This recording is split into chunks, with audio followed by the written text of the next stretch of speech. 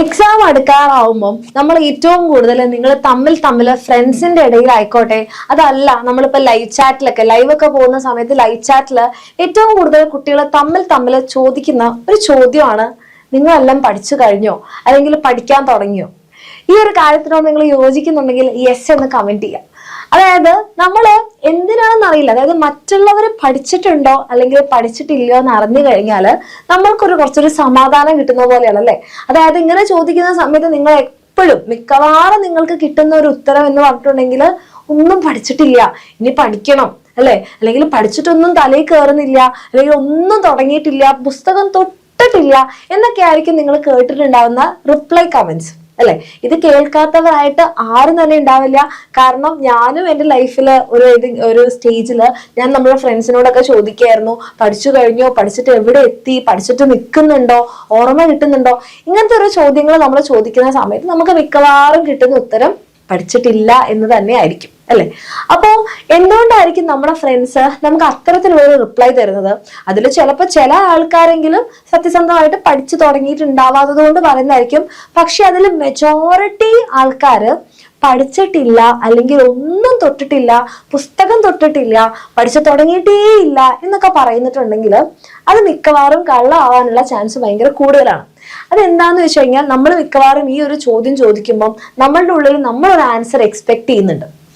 എന്തായിരിക്കും ആൻസർ? നമ്മുടെ ഫ്രണ്ടും നമ്മുടെ അതേ അവസ്ഥയിലായിരിക്കും, പഠിച്ചിട്ടൊന്നും ഉണ്ടാവില്ല അല്ലെ. നമ്മൾ എക്സാം എടുക്കാറായിട്ട് നമ്മൾ ഒന്നും തന്നെ പഠിച്ചു തുടങ്ങിയിട്ടില്ലാതാവുമ്പോൾ നമുക്ക് ഉള്ളിൽ നിന്നൊരു ടെൻഷൻ വരാൻ തുടങ്ങും. അപ്പോഴാണ് നമ്മൾ ഈ ചോദ്യവുമായിട്ട് നമ്മുടെ ഫ്രണ്ട്സിന്റെ അടുത്തേക്ക് പോകുന്നത്. അപ്പൊ നമ്മുടെ ഫ്രണ്ട്സിന്റെ അടുത്തുനിന്നും അവരും ഇതേ അവസ്ഥയിലാണ് എന്ന് കേൾക്കാനായിരിക്കും നമുക്ക് ഏറ്റവും കൂടുതൽ ഇഷ്ടം. അപ്പൊ നമ്മൾ ആ ഒരു ആൻസർ ആയിരിക്കും നമ്മൾ എക്സ്പെക്ട് ചെയ്യുന്നത്. ഇനി അതിൽ കുറച്ചു പേരെങ്കിലും സത്യം പറഞ്ഞിട്ടുണ്ടെങ്കിൽ, ഞാൻ പഠിച്ചു, ഇനി എനിക്ക് ആകെ 2 ചാപ്റ്ററും കൂടി ഉള്ളൂ, അല്ലെങ്കിൽ ഞാൻ എല്ലാം റിവൈസ് ചെയ്തിട്ടുണ്ട് എന്ന് അവർ എപ്പോഴെങ്കിലും അവരുടെ ലൈഫിൽ പറഞ്ഞിട്ടുണ്ടെങ്കിൽ അപ്പൊ തന്നെ നമ്മൾ അവരെ അറ്റാക്ക് ചെയ്യാൻ സ്റ്റാർട്ട് ചെയ്യും. നീ വലിയ പഠിപ്പി, നീ ഫുൾ പഠിച്ചല്ലേ, നിനക്കെല്ലാം കിട്ടുമല്ലേ, നിനക്ക് നല്ല മാർക്സ് അല്ലേ, നീ നമ്മളെ കൂട്ടത്തിലൊന്നും കൂട്ടണ്ടെന്ന് പറഞ്ഞ് നമ്മൾ അവരെ ഒറ്റപ്പെടുത്താൻ തുടങ്ങും. ഈ കാര്യം നിങ്ങളും ചെയ്തിട്ടുണ്ടാവില്ലേ അല്ലെ? തീർച്ചയായിട്ടും ചെയ്തിട്ടുണ്ടാവും. കാരണം നമ്മൾ എക്സ്പെക്ട് ചെയ്തത് അതല്ല, നമ്മളെ പോലെ തന്നെ ഇങ്ങനെ പഠിക്കാതെ നടക്കുന്നതാണ് നമ്മൾ എക്സ്പെക്ട് ചെയ്യുന്നത്.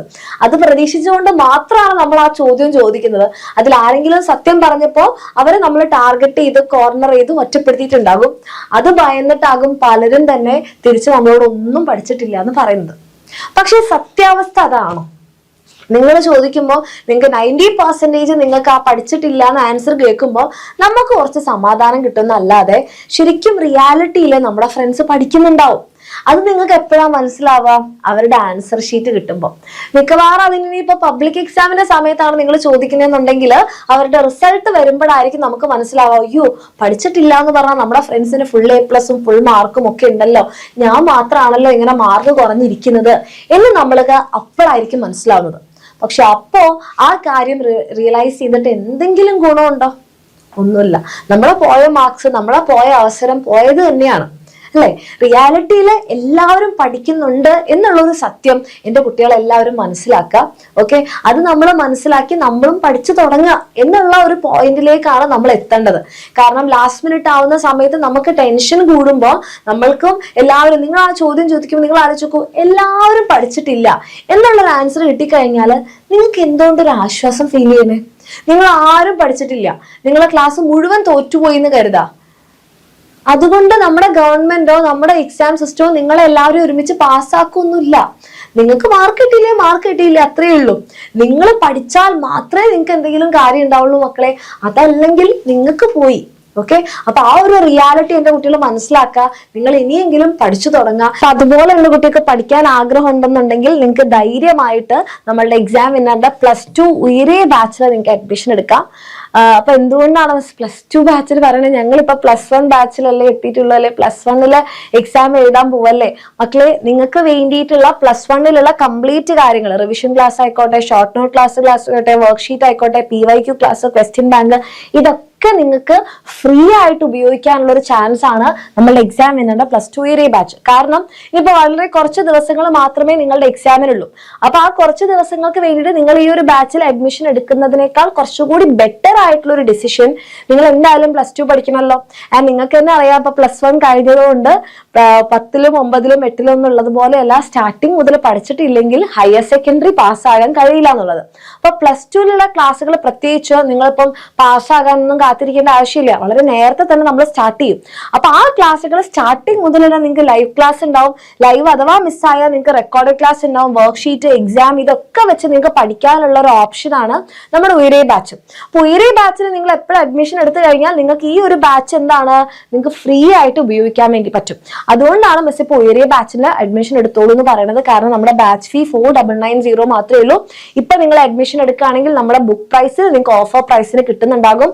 അതിൽ മാത്രമല്ല, ഏറ്റവും വലിയ ഹൈലൈറ്റ്, നമ്മുടെ എക്സാം ഇന്നണ്ട ഈ +1 ക്രാഷ് ബാച്ച് നിങ്ങൾക്ക് എന്ത് ചെയ്യാം, നിങ്ങൾക്ക് ഓഫർ എന്താ പറയാ ഫ്രീ ആയിട്ട് യൂസ് ചെയ്യാന്നുള്ളതാണ്. അത് കൂടാതെ നമ്മുടെ ഈ ഒരു ക്വസ്റ്റ്യൻ ബാങ്ക് കൂടെ നിങ്ങൾക്ക് കിട്ടുന്നുണ്ടാകും. അപ്പൊ താല്പര്യമുള്ള മക്കൾക്കാണെന്നുണ്ടെങ്കിൽ കുറച്ചുകൂടി ബെറ്റർ ആയിട്ടുള്ള ഒരു ഡിസിഷൻ അത് തന്നെ ആയിരിക്കും. കാരണം നിങ്ങൾക്ക് ഇതിന്റെ കൂടെ തന്നെ നിങ്ങൾക്ക് എന്ത് ചെയ്യാൻ വേണ്ടി പറ്റും, നിങ്ങൾ നമ്മുടെ റിസൾട്ട് നോക്കിക്കഴിഞ്ഞാൽ നിങ്ങൾക്ക് മനസ്സിലാകും നമ്മളുടെ ബാച്ചിലർ സ്റ്റുഡൻസിന്റെ റിസൾട്ട് എന്ന് പറയുന്നത് ഇതെല്ലാം നമ്മുടെ +1 അഗ്നി ബാച്ചിലെ കുട്ടികളാണ്. ഓക്കെ, നിങ്ങളുടെ ബാച്ചിലർ റിസൾട്ട് ഉണ്ട്, നിങ്ങളുടെ സീനിയേഴ്സ് റിസൾട്ട് ഉണ്ടാക്കിയിട്ടുള്ള നമ്മുടെ ബാച്ചാണിത്. അതുകൂടാതെ നമ്മുടെ +2 ടോപ്പേഴ്സ് ആണ്. ആൻഡ് ഇതൊക്കെ നമ്മുടെ +2 ടോപ്പേഴ്സ് ആണ്. ഇത് നമ്മൾ യൂട്യൂബിൽ നിന്ന് എടുത്ത് നിങ്ങൾക്ക് കാണിക്കുന്നതല്ല, നമ്മളുടെ ഉയരേ ബാച്ചിലും അഗ്നി ബാച്ചിലും ഒക്കെ പഠിച്ച് റിസൾട്ട് ഉണ്ടാക്കിയ മക്കളാണ്. അപ്പൊ അത്രയും റിസൾട്ട് ഓറിയന്റഡ് ആയിട്ടുള്ള ഒരു ബാച്ചിൽ നിങ്ങൾക്ക് പഠിച്ച് സ്റ്റാർട്ടിങ് മുതൽ തന്നെ, അതായത് ക്ലാസ്സുകൾ നമ്മൾ എല്ലാവർക്കും ഒരുപോലെയാണ് കൊടുക്കുന്നത്, പക്ഷെ അത് സ്റ്റാർട്ടിങ് മുതൽ വേണ്ട രീതിയിൽ നിങ്ങൾ ഉപയോഗിക്കുകയാണെങ്കിൽ നിങ്ങൾക്ക് അടിപൊളി ആയിട്ടുള്ള റിസൾട്ട് ഉണ്ടാക്കിയെടുക്കാൻ വേണ്ടി പറ്റും. ഇനിയും നിങ്ങൾക്ക് സമയമുണ്ടെന്ന് തന്നെയാണ് മിസ് പറയണത്. കാരണം നിങ്ങൾക്കുള്ള സമയം ഉപയോഗിച്ച് നിങ്ങൾക്ക് എന്ത് ചെയ്യാൻ വേണ്ടി പറ്റും, ഈ +1 ക്ലാസ്സുകൾ ഏറ്റവും അടിപൊളിയായിട്ട് യൂസ് ചെയ്യാൻ വേണ്ടിയിട്ട് പറ്റും. ഓക്കെ, അത് ഫ്രീ ആയിട്ട് യൂസ് ചെയ്യാനുള്ള ഒരു ചാൻസ് ആയിരിക്കും നമ്മുടെ ഉയരേ ബാച്ച്. അപ്പൊ താല്പര്യമുള്ള മക്കളാണെന്നുണ്ടെങ്കിൽ താഴെ കാണുന്ന നമ്പറിൽ മെസ്സേജ് ചെയ്യുക, അടിപൊളിയായിട്ട് പഠിക്കുക. All the best.